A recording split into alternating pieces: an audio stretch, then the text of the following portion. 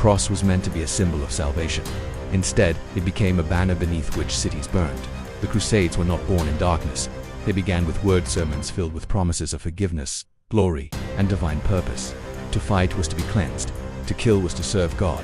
For thousands, this was not war. It was destiny. Europe answered the call in waves. Peasants, knights, nobles, and kings marched eastward toward lands most had never seen. Driven by faith, fear, greed, and desperation. Some sought redemption.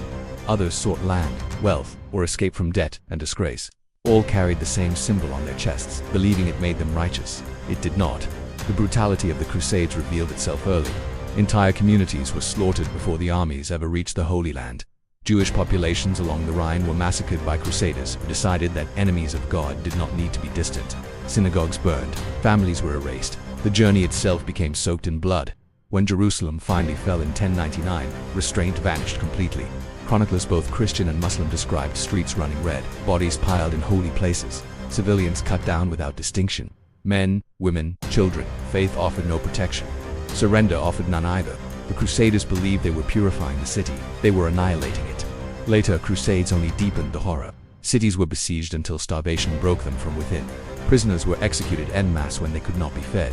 Religious orders that preached mercy participated in calculated slaughter. The line between soldier and fanatic dissolved. Perhaps the most damning moment came during the Fourth Crusade, when Christian armies turned on Constantinople, one of the greatest Christian cities in the world. Churches were looted, relics stolen, civilians murdered. The cross no longer pointed outward. It devoured its own. In these wars, brutality was not a failure of discipline. It was the system. Violence was justified as divine will. Greed was reframed as providence. Atrocities were rewritten as victories. The idea that God demanded suffering allowed men to commit acts they would otherwise have called monstrous. And yet, many crusaders returned home broken, haunted, unable to reconcile what they had done with what they believed. Faith had driven them forward, but it could not absolve memory. The Crusades reshaped the medieval world, but not in the way promised.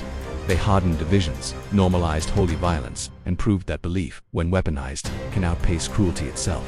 The cross survived, so did the scars. The Crusades stand as a warning etched into history when righteousness is declared absolute. Mercy becomes optional and brutality becomes sacred.